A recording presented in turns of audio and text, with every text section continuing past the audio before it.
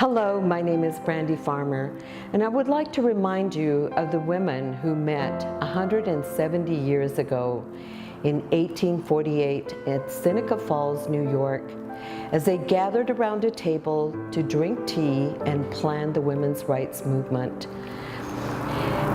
And because of that, we now have the right to vote, but we have progressively received many other rights. And I would like to tell you about my own rights, some that I have thought about recently, especially because some people decide that I don't need to choose what I do with my time. So I have the right to choose what I do with my own time. And at my age, I have the right to fall in love, have fun, enjoy a relationship, and if I don't like my partner's behavior, fall out of love and leave the relationship safely. And I also have the right to work in a safe environment, free to say what I wish to say, free to express myself, and to become a leader. And I would like to challenge you to come up with some of your own rights. And now I will drink a toast of tea to honor those women in New York.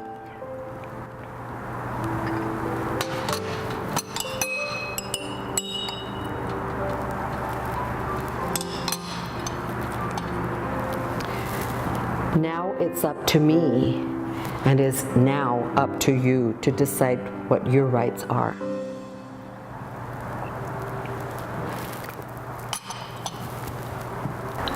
I'm a survivor of many different crimes, and one of the things that I dreamed about doing after so many years of being a crime prevention specialist is to begin an art program for survivors and victims of different kinds of crimes.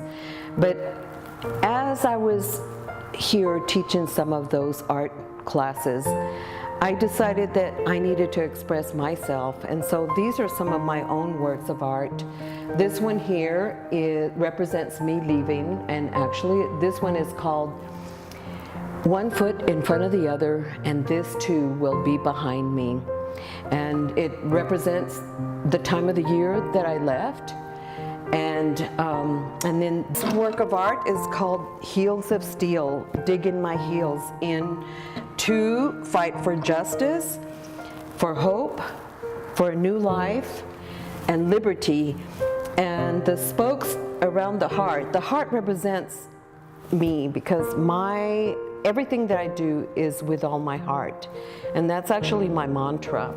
And so the heart, the spokes around here is to protect the work that I do, because there are constantly people who are always trying to fight me. They're trying to get me to stop, and I keep saying, I'm never gonna stop. This piece right here is called Heart of Stone. And when I began to look at that, when I began to work on that, one of the reasons I called it that was because my late husband, my ex-husband, had a heart of stone, but I had to turn my own heart to stone so that I wouldn't be hurt by the things that he did and to hurt my family and I, my children and I. The swirl that you see here is unswirling. It's that cycle, it's that madness that you feel, because sometimes you feel like you're crazy and that you need to fight to stay alive. Again, the heart represents me, the fire is the passion, the blue is freedom, and the green is grounding. This one here is called Petechia, and that is when someone is strangled, and that happened to me.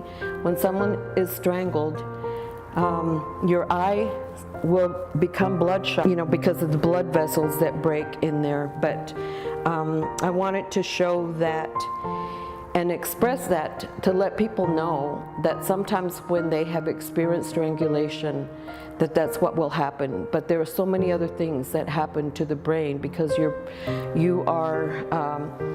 don't get enough oxygen to the brain, and so much damage that happens to your own body when someone strangles you.